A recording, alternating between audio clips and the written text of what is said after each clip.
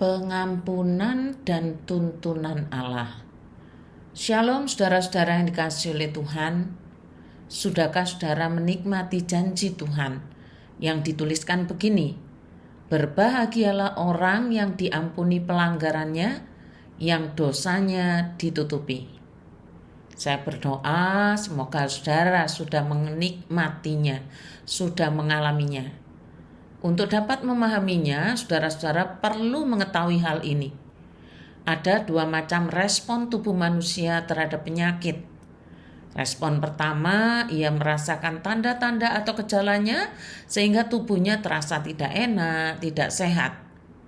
Sedangkan respon kedua adalah orang itu tidak merasakan apa-apa, bahkan biasa-biasa saja.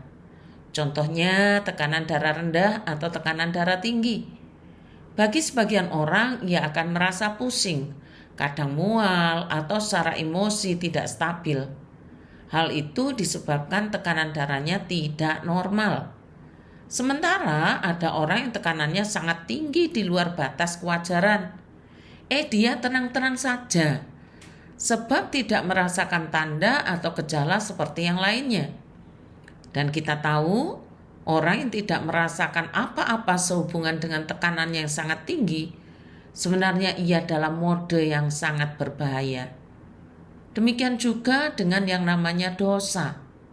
Ada yang biasa saja dengan dosanya, tidak merasakan apa-apa.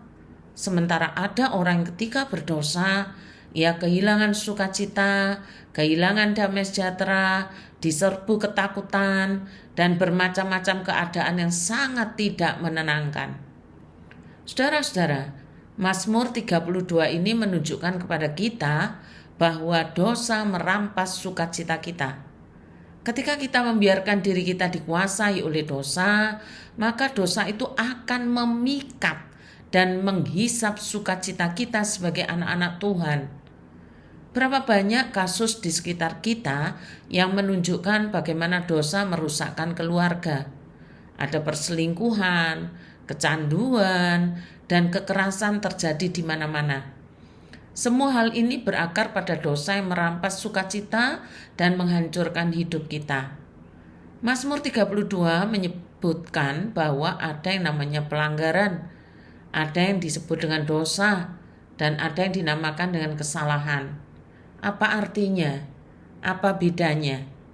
Bedanya begini saudara, yang dinamakan pelanggaran jika kita ini dengan sengaja melanggar atau melangkahi perjanjian yang dikehendaki Tuhan.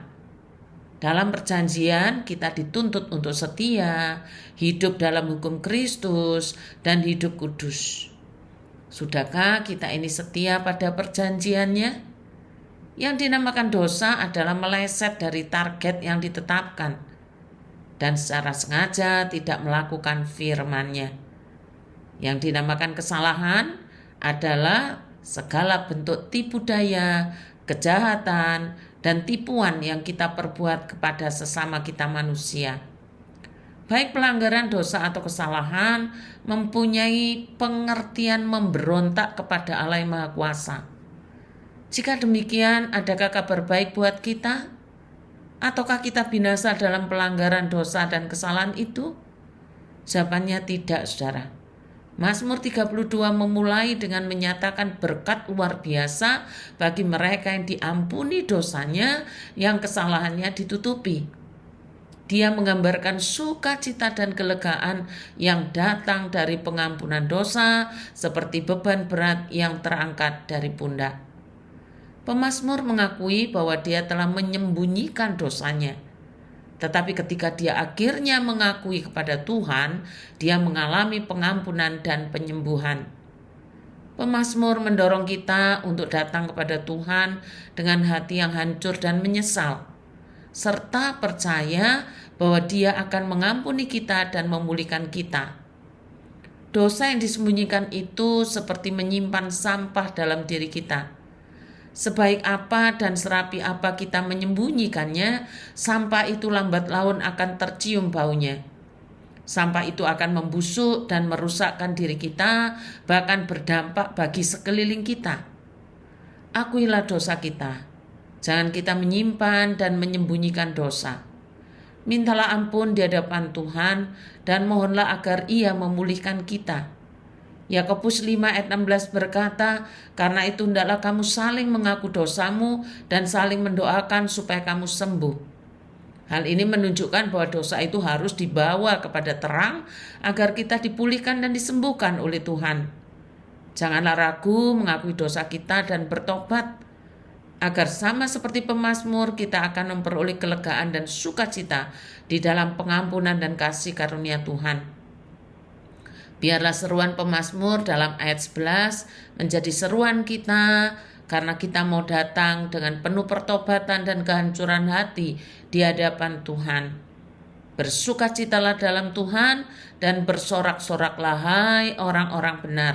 Bersorak-soraklah hai orang-orang jujur. Selamat ulang tahun Bapak Delnov Nababan, Ananda Enet Kane, dan Grise Nathan. Doa akan saya japri. Terima kasih. Tuhan Yesus memberkati.